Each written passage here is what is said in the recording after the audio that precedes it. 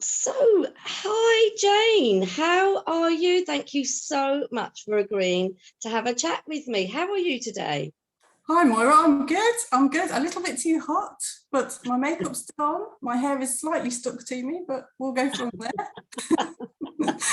Everybody's saying the same thing over all of this week. I've been chatting to people all week and everybody's saying the same thing. Oh my goodness, it's so hot. But thank you anyway, heat or no heat, thank you anyway.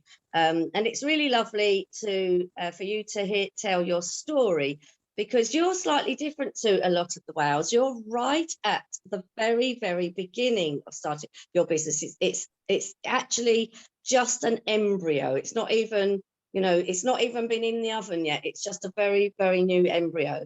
So can you just tell the listeners a little bit about you, who you are, and just where you are in your story of becoming an entrepreneur? Will do. Thank you. I'm Jane. I am 49, just. I live in a little village in Leicestershire, tiny little village, and I have worked for the NHS for 30 years. I started as a scientist working in a hospital laboratory doing blood tests, and after that I went to work in a kind of niche area. So I was still working for an organisation in the NHS, but it's called UK NEQAS. And what they do is they assess the quality of hospital laboratory blood tests. And I started at the bottom 25 years ago. I worked my way up to become a director of UK NEQAS services for hospital laboratories in the clinical biochemistry discipline. Wow. And what I do is quite niche. I send identical blood specimens to hospital laboratories all around the UK. For some of the analytes that are measured is all around the world. The laboratories analyse those specimens, send the results that they get back to me, and I tell them if they've got the right answer or not. Oh. And my job really is to help those laboratories that can't get the right answer on those specimens. And the reason that I'm starting my business is because when I'm working with my participants, the ones who are consistently getting poor results, obviously this is going to affect patient results. If they can't get the test samples results right, this is obviously going to affect their patient samples as well if they're not doing the test properly.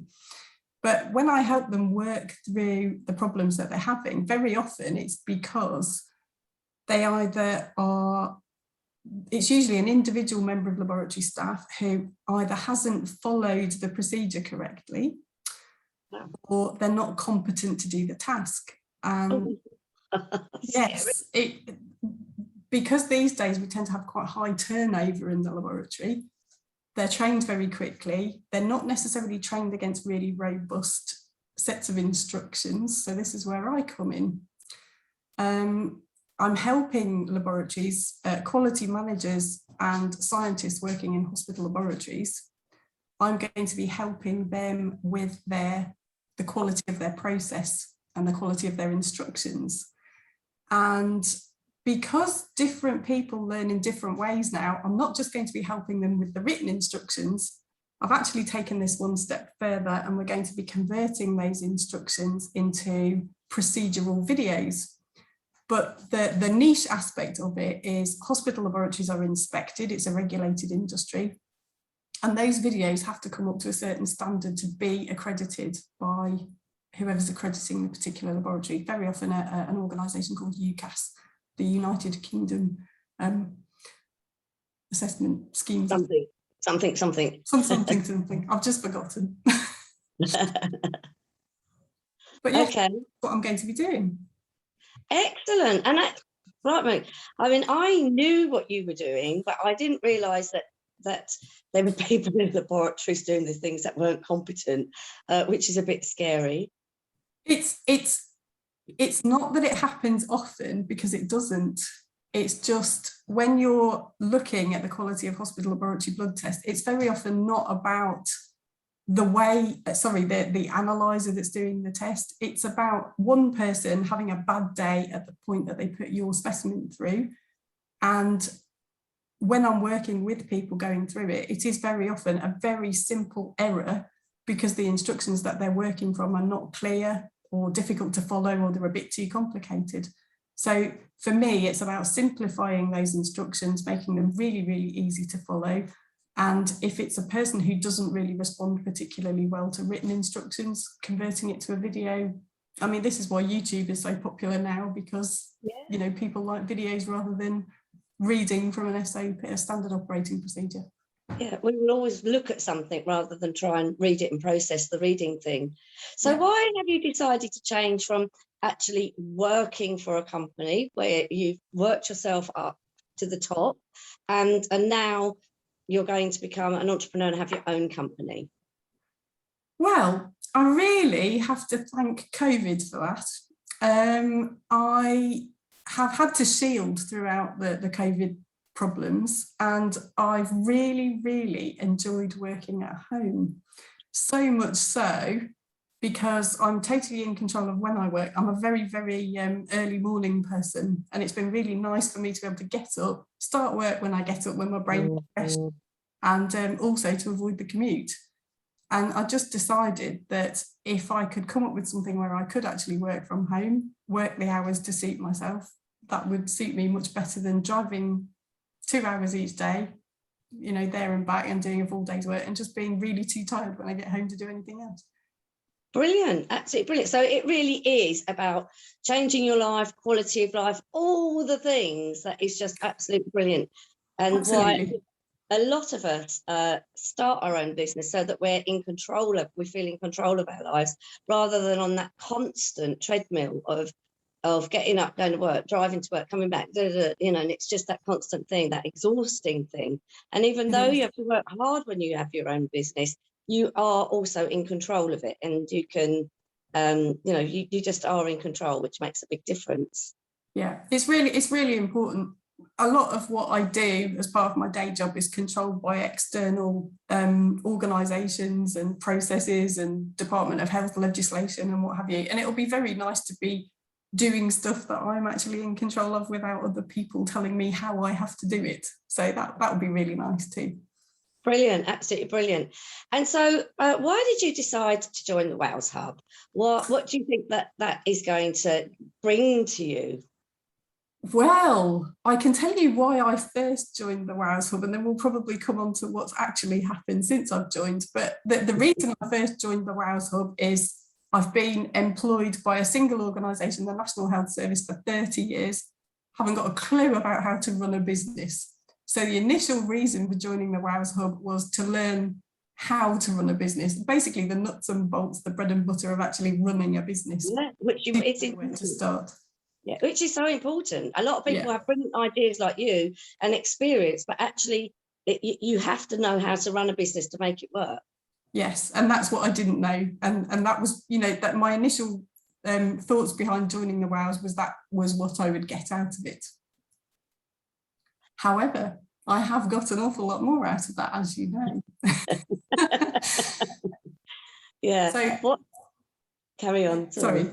No, I was going to say, the WOWS Hub has been so much more than just learning to run a business. Although I'm quite a new member of the WOWS Hub, I haven't been with you for very long, but already I can see not only do I have access to you, a marvellous mentor and entrepreneur yourself, we have access to your expertise. We have wonderful masterclasses in the WOWS Hub that teach us how to do all sorts of exciting things, which I'd never even considered. I mean, you know, for me personally, social media is a huge problem. I haven't got a clue.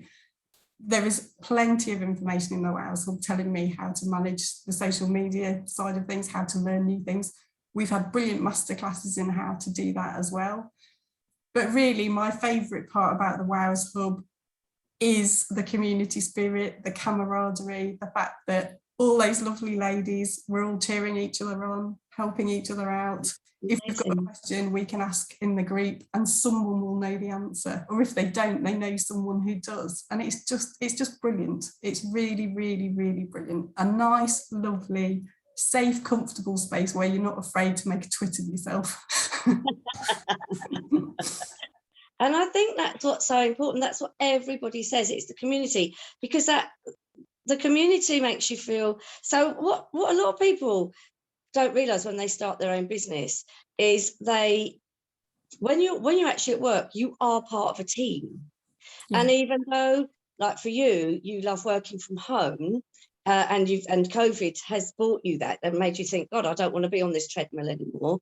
But it's a lot when a lot of people leave their job, their job, and start to work from home, and they're all on their own, and they're doing this, and everybody has up days and down days. It's the camaraderie, the not being able to say to somebody, oh, this has happened, what do you think, or something like that. And you need that community. As women, I think we really need that community. But it's that community, like you say, where you feel safe to ask anything. Nobody judges anybody. And we're all accountable. We keep each other accountable and motivated. Yes, that is the other thing that I forgot to mention. I experienced my first action day with you recently, which was incredible, because it was just a day when we all said, right, we're going to do this, and we all had a different task. And because we told each other in front of one another that we were going to do it, we actually did. And I think probably talking to Paula, we reckon we could probably do with at least one of those once a week. We can have more action days. That's the thing about the WOWS Hub. I'm listening to, this is your community. It's not my community, it's your community. And that's why, a few weeks ago we had because everybody's changed, we were all locked down all through winter, so we could do things during the day, and then it's all changed again. Now we're all a bit freer, so people aren't available during the day, and we changed it again just so that more people can take part in the activities.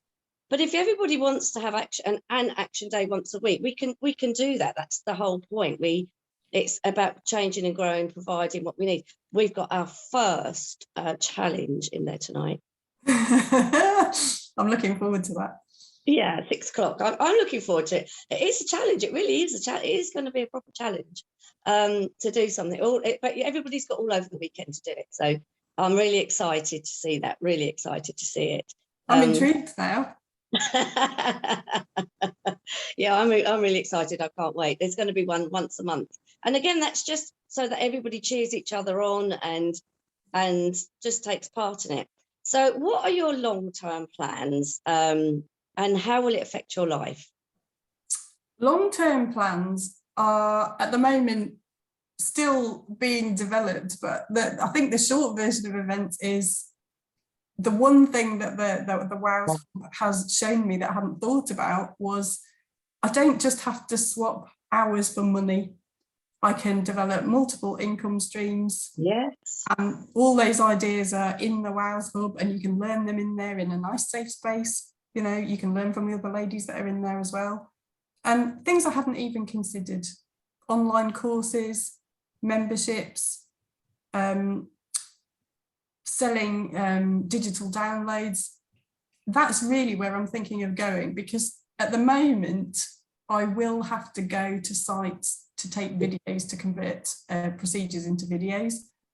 My longer term aim would be to be at home more and more. So talking to another one of your members who is a photographer, Paula, I've learned that it's possible to do video or take pictures and videos remotely. So again, it's just developing the process that I can be at home more and more and have several income streams from online courses and other things, as I say, digital downloads and whatnot, and just have income coming from not only ads for money.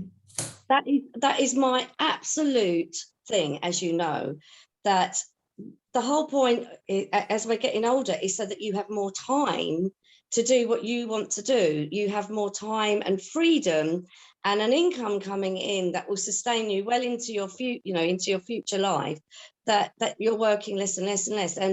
And when you're actually trading time for money, which is, I know that's a phrase that's bandied around all the time, but you get to a limiter.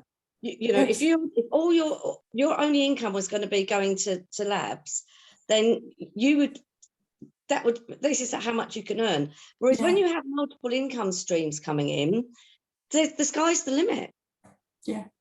And that's really what the WOWS Hub has shown me that I hadn't even considered before. I just thought, can I match the salary? I mean, I'm a consultant clinical scientist. I'm on a really good salary. And initially I was thinking, can I get to the point where I can match the salary that I'm on now?